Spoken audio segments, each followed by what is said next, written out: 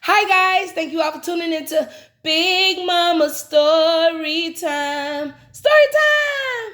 Don't forget to like, subscribe, share, comment to my page. Here we go. Hi guys, thank you all for tuning into Big Mama Story Time on today. Today I will be reading to you guys the Flintstones. This is part 4, the very last part of this book. All right, guys, let's get into this. This is Operation Switchover. All right, let's see Operation Switchover.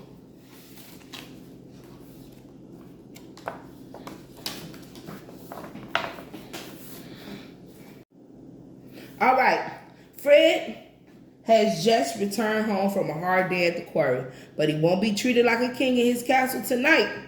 Oh, hi, Fred, said Wilma. Don't sit in that chair. What's going on here, Wilma? What's the matter?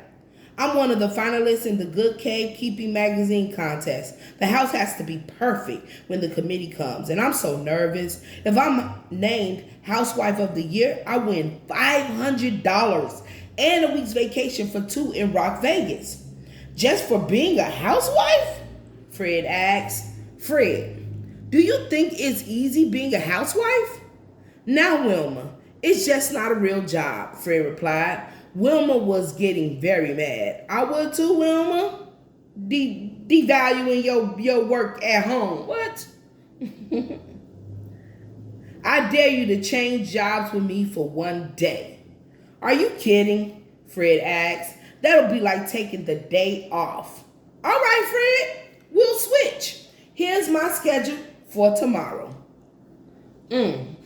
Shoved your feet right in your mouth. Okay, let's see. When the alarm went off the next morning, Fred wondered why Wilma didn't get up to fix breakfast. I'm not cooking today, darling. Remember? She said. Oh, yeah. Okay, Wilma. Breakfast coming up. After breakfast, Wilma put on Fred's hard hat and started for the door. Don't forget to cook Pebble cereal and feed Dino. He's growling. And you're head of the telephone committee today. It's all on the schedule. Enjoy your day off, Fred, she said. I will. And don't work too hard at the quarry, Fred called after her. Let's see. Working at the quarry was not as easy as Wilma had thought. Duh. Drop the rocks in the pit, Wilma. The pit? I'm sorry, Charlie, she called to the foreman, but Fred was having a hard time at home, too. I gotta wash the dishes and bake the cake after I iron the shirts. Uh-oh, I'm behind schedule, and there's the phone again. As the day went on, Wilma did not get better at Fred's job. Look out below. How was that, Charlie? Go home, Mrs. Flintstone. Go home? Charlie yelled. In the meantime, Fred had made such a mess in the house, he decided to work in the yard. That's where Barney found him. Y'all need to learn to stick to y'all jobs. Okay? Y'all have perfected that position. This place looks like a disaster area, Fred, Barney said. Wilma was right, Barney. Housework is harder than working at the quarry, and I'm going to tell her so. Just then the phone rang. It was Heather Rocker, the editor of Good Cave Keeping Magazine. I'll be over in 20 minutes, she said. I'm bringing the photographer to take pictures of your house. We're close to making a decision in our contest.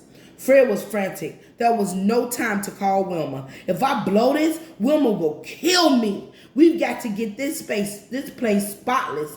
In 20 minutes? Barney, can you make hors d'oeuvres? I don't know, Fred. What are they? Those fancy little things ladies eat, Fred said. Sure, you can depend on me, Fred. No, you can't. No, you can't. But let's see what Barney come up with. Heather Rocker and Flash the photographer were very surprised when the door opened. While Fred pretended to be Wilma, Barney was in the kitchen making hors d'oeuvres out of whatever he could find. Ah, here's a can of Dino's food. Oh, Lord Jesus. Okay, I'm sorry. Y'all, that caught me off guard. Ah, here's a can of Dino's food. I'll just add some mustard and cactus salt. he said to himself. As soon as the hors d'oeuvres were ready, Fred brought them into the living room. I don't know how you do it, Wilma. These are delicious, said, oh, okay. These are delicious, said Hedda, as housewife of the year, you'll have to share the recipe. You mean Wilma wins? I win? Fred asked, of course. This house is spotless, Hedda said. Yabba dabba doo, yelled Fred. The next morning, Fred was happy to serve Wilma her breakfast in bed. Nothing is too good for the housewife of the year, he told her. I'm glad the people at Good Cave Keeping could laugh about your trick, Fred. And now that I know how tough your job is, I'm happy with mine. Let me get your breakfast now, dear. We're lucky.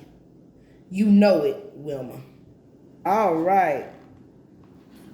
That was the end of the Flintstones whole book. That was Operation Switchover, guys. I'm sorry. I'm just still flabbergasted that she ate dino food, which is probably considered dog food at that point. But hey, she liked it. She wanted the recipe. All right, guys. That was the end of the Flintstones. I hope you liked this book. That was part 4. I hope you liked all 4 parts of this book. I thank you all for tuning in to Big Mama Storytime. Please don't forget to like, share, comment, and subscribe to my page if you haven't done so already. And honestly, you may not be able to comment anymore because I'm now going to start making, have it embedded just for made for kids. So you can like it, you can share it, but you may not be able to comment on some of those, but I am going to leave some of my videos open so you can comment when you want, and I will look at the comments on those other videos. All right, guys, thank you all for tuning in to Big Mama Storytime. Bye.